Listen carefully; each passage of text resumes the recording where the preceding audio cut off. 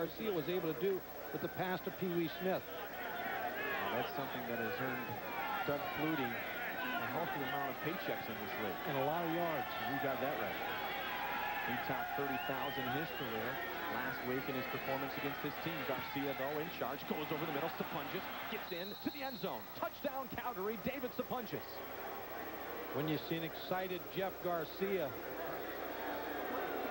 going to the steadiest receiver on this football team, David Sapunjas, number 25 on the post route.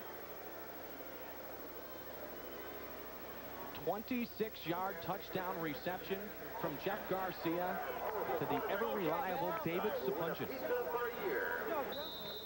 a special Pizza Hut Barracuda prize pack, all presented to you by Classic Rock. Sapunjas had 2 touchdowns last week against these very Birmingham Barracudas, and there's Doug Flutie in again to hold as the convert attempt comes the way of the foot of Mark McLaughlin. Mark McLaughlin makes his 307th consecutive convert. And Jeff Garcia has been very, very impressive offensively.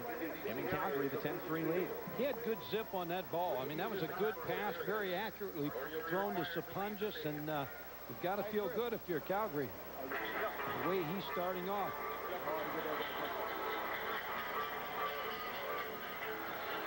Here's the throw on the post to David Sapunjas. A little bit behind him, but you see David Sapunjas being able to adjust to the football and come back and make that catch. Here's the route now. We're going to watch David Sapunjas go down, stick. Now he's running the post. Now watch him come back and make the catch.